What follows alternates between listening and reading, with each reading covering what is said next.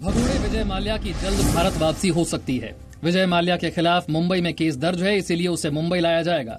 माल्या के प्रत्यर्पण की सारी कानूनी प्रक्रिया पूरी हो चुकी है। ब्रिटेन के कोर्ट ने 14 मई को विजय माल्या के भारत प्रत्यर्पण पर आखिरी मोहर लगाई थी। नियम के मुताबिक भारत सरकार को माल्या के प्रत्यर्पण की मंजूरी मिलने की तारीख से 28 दिन के भीतर ब्रिटेन से लाना है। सूत्रों के मुताबिक प्रवर्तन निदेशालय और सीबीआई विजय माल्या को रिमांड पर लेने की तैयारी कर चुकी है। सूत्रों के मुताबिक विजय माल्या को मुंबई की आर्थर रोड जेल में रखे जाने की तैयारी है। विजय माल्या पर 17 बैंकों के 9,000 करोड़ रुपए बकाया है। महाराष्ट्र में निसर्ग तूफान का खतरा टल गया है। तूफान अब नासिक की तरफ बढ़ रहा है। हालांकि तूफान से एक व्यक्ति की मौत हो गई। निसर्ग तूफान करीब 1 बजे महाराष्ट्र के अलीबाग के तटीय इलाकों से टकराया। तूफान की वजह से मुंबई, रायगढ़, रत्नागिरी समेत कई इलाकों में इमारतों को नुकसान पहुंचा। तेज हवा की वजह से मुंबई के कई इलाकों में सड़कों पर पेड़ गिर गए। तूफान की वजह से समुद्र में ऊंची लहरें भी देखने को मिली। वहीं तूफान को लेकर गुजरात अलर्ट पर है। एनडीआरएफ और एसडीआरएफ की टीमें तैनात हैं। भारत के साथ सीमा विवाद को लेकर चीन का आधिकारिक बयान आया है। चीन के विदेश मंत्रालय की तरफ से कहा गया है कि सीमा पर हालात स्थिर और नियंत्रण में है। चीनी विदेश मंत्रालय ने कहा कि बातचीत से मसले का हल किया जाएगा। चीन की तरफ से साफ तौर पर कहा गया है कि किसी भी मुद्दे पर विवाद सुलझाने के लिए तीसरे पक्ष की जरूरत नहीं है। इससे पहले अमेरिकी राष्ट्रपति डोनाल्ड ट्रंप ने भारत और चीन के बीच सीमा विवाद सुलझाने के लिए मध्यस्थता की पेशकश की थी। वहीं रूस ने कहा कि क्षेत्रीय स्थिरता के लिए भारत और चीन के अच्छे संबंधों का होना जरूरी है। इस बीच पाकिस्तान के ग्वादर पोर्ट की सैटेलाइट तस्वीरों से ये बात सामने आई है कि यहाँ चीन अपना नेवल बेस मजबूत कर रहा है। चीन ग्वादर पोर्ट के आसपास हाई सिक्योरिटी कंपाउंड बना रहा है। ग्वादर और कराची के पास चीन के इंजीनियर निर्माण कार्य में जुटे हुए हैं। भारत चीन सीमा विवाद पर कांग्रेस सांसद राहुल गांधी ने सरकार को घेरा है। राहुल ने ट्वीट कर सरकार से सवाल किया है कि क्या सरकार इसकी पुष्टि कर सकती है कि चीन का कोई सैनिक भारतीय सीमा में दाखिल नहीं हुआ। मैं प्रधानमंत्री जी से जानना चाहता हूं, देश नहीं झुकने दूंगा, कहां है आपका वो नारा। इस पर आपकी तरफ से चुप्पी कहीं न कहीं हमारी कमजोरी दर्शा रही है। बीजेपी ने राहुल गांधी के बयान पर सवाल उठाते हुए कहा कि राहुल अपनी पार्टी में ही लोगों के लिए मजाक बन जाते हैं। राहुल को तो कुछ न कुछ सवाल खड़ा करना, जो वो खुद ही अपनी पार्टी में और लोगों के सामने किस तरह से मजाक बन जाता है। और राहुल जी को एहसास नहीं है कि ये 62 का भारत नहीं है जो कांग्रेस के समय एक बहुत बड़ी क्षेत्रफल का उन्होंने कब्जा कर लिया। अब हम 1 इंच भी नहीं देंगे। मोदी कैबिनेट ने आज किसान और देश में निवेश को लेकर अहम फैसले लिए। सरकार ने कुल 6 फैसले लिए, जिनमें से 3 किसानों के लिए हैं। सरकार ने आवश्यक वस्तु अधिनियम में संशोधन को मंजूरी दे दी है। अब किसान सीधे अपनी फसलें किसी भी बाजार में बेच सकेंगे। आवश्यक वस्तु अधिनियम से प्याज, तेल, तिलहन, आलू को बाहर कर दिया गया है। अनाज, तेल, तिलहन, दाल, प्याज, आलू ऐसी वस्तुएं इसेंशियल कमोडिटीज एक्ट से बाहर कर दिए गए। किसानों को अब ज्यादा दाम मिलने पर अपनी उपज आपसी सहमति के आधार पर बेचने की आजादी होगी।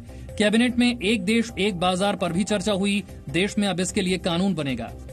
10,000 नए एफपीओ बनाने का कार्यक्रम प्रारंभ किया है। इस पर लगभग 6,866 करोड़ रुपए का खर्च आएगा। यह भी एक तौर से सरकार की तरफ से खेती के क्षेत्र में एक बड़ा निवेश है। देश में ज्यादा निवेश हो, इसके लिए हर मंत्रालय में प्रोजेक्ट डेवलपमेंट सेल होगा। कोलकाता पोर्ट को श्यामा प्रसाद मुखर्जी नाम देने का भी फैसला लिया गया है। भारत में कोरोना संक्रमितों की संख्या 2 लाख के पार हो गई है। कोरोना से देश में अब तक 2,07,615 लोग संक्रमित हुए हैं, जबकि 5,815 लोगों की मौत हुई है। कोरोना संक्रमण से अब तक 1,03,000 लोग ठीक हुए हैं, जबकि अब भी 1,01,000 मरीजों का इलाज जारी है। वहीं दिल्ली में कोरोना संक्रमितों की संख्या 22,000 के पार हो गई है, जबकि महाराष्ट्र में कोरोना के 74,000 से ज्यादा मामले हैं। मुंबई में संक्रमितों की संख्या 43,000 के पार है। दिल्ली पुलिस की क्राइम ब्रांच ने दिल्ली दंगों के मामले में एक और चार्जशीट दायर की है। ये चार्जशीट चांदबाग इलाके में दंगों के दौरान 25 फरवरी को आईबी कर्मचारी अंकित शर्मा की हत्या से जुड़ी है। इस चार्जशीट में अंकित की हत्या में बड़ी साजिश की बात सामने आई है। पुलिस की चार्जशीट के मुताबिक अंकित शर्मा के शरीर पर 51 चोट के निशान मिले हैं।